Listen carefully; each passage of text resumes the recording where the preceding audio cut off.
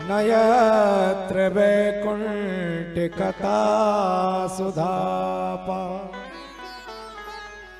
न यत्र वैकुंठ कथा सुधापगा, न साधवो भगवता तदाश्रया, न यत्र यज्ञेषु मखामहोत्सवा, सुरेश लोकोऽपि न वै ससेव्यता। संत कहते हैं भैया, न यत्र वैकुंठ कथा सुधा पगा। कहते महाराज,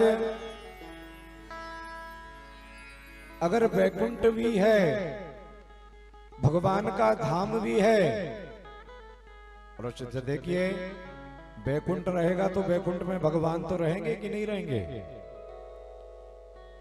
तो संत कहते हैं कि महाराज, आपको भगवान का ही भले आश्रय है, भगवान का सानिध्य प्राप्त है।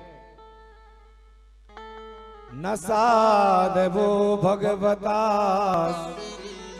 तदाश्रया, साधुओं का आश्रय है। न यत्र यज्ञेषु मखामहोत्सवा, न वहां यज्ञ हैं, न भगवान के जन्मादि के उत्सव हैं। तो कहा महाराज, सुरेश लोकोऽपि न वै ससेव्यताम्। कहते महाराज, अगर ऐसा सुरेश अर्थात भगवान नारायण का लोक भी है, लेकिन वहां पर भगवान की कथा नहीं है, तो उस वैकुंठ को भी छोड़ देना चाहिए। वो वैकुंठ भी हमारे किसी काम का नहीं है।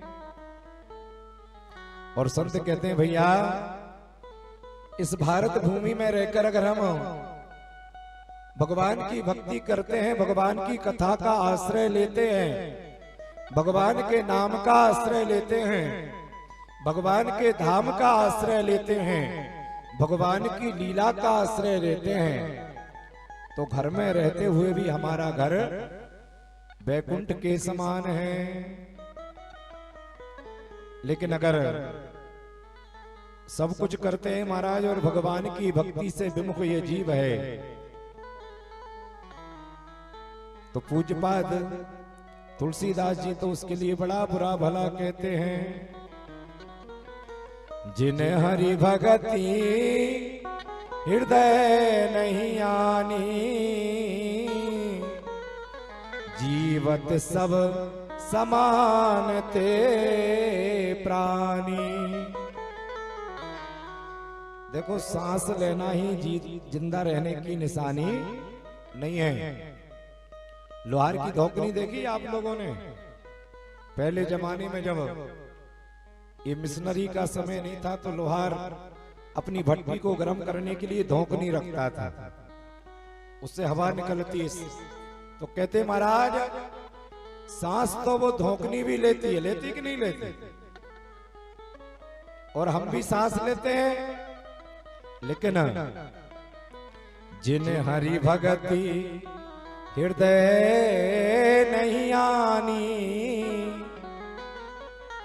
जीवत सब समान ते प्राणी।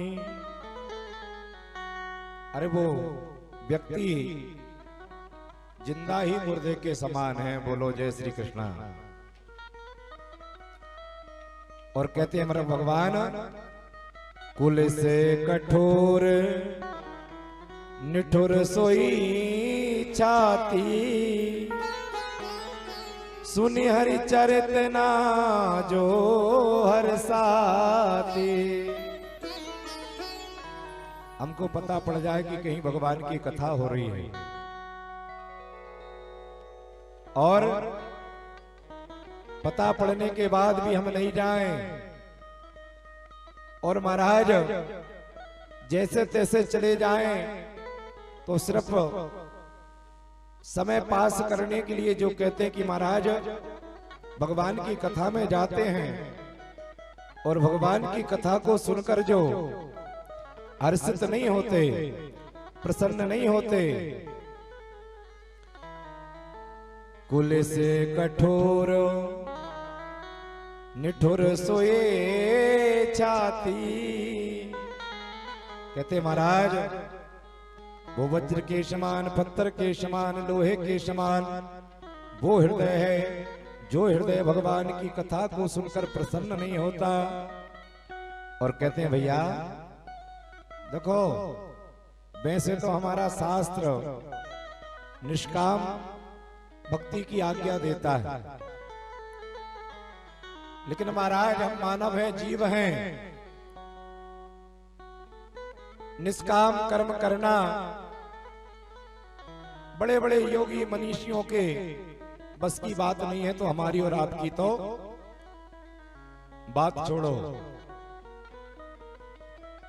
तो कहते महाराज ठीक है, सकाम ही सुनो भगवान की कथा। और कहते हैं कामना लेकर भी अगर ये कथा को हम श्रवण करते हैं तो राम कथा सुर धेनु समो, सेवत सुन सेवत सब सुख दीन, संत समाज सुर लोक सब, को न सुनई असी जान। कहते महाराज ये भगवान की कथा तो सुरधेनु अर्थात देवताओं की उस गाय के जैसी है, जिस गाय को धोते हैं ना, कल्प वृक्ष का नाम सुना है आप लोगों ने, उसके नीचे बैठ के जो भी कामना करो वो कामना पूर्ण हो जाती है। इसी प्रकार से देवताओं की जो गौ माता है उसके समक्ष हम जो भी इच्छा करें वो पूर्ण कर देती है। इसी प्रकार से कहते हैं महाराज ये भगवान की कथा है। देखो गौ माता एक तो दूध देती है, दूध से हमारा शरीर हष्ट पुष्ट होता है, निरोगी रहता है, और दूसरी कामनाओं को पूर्ण करती है। तो कहते हैं महाराज इसी तरह से ये भगवान राम की, भगवान कृष्ण की ये पावन कथा है। अगर हम सकाम कामना लेकर भी इसको सुनते हैं, जे सकाम नर सुनहि जे गावहि, सुख संपत्ति नाना विधि पावहि। कहते महाराज अगर सकामना लेकर भी भगवान की कथा को हम श्रवण करते हैं तो भगवान की कथा हमारी उन कामनाओं को भी पूर्ण करती है। बोल भागवत भगवान की जय हो।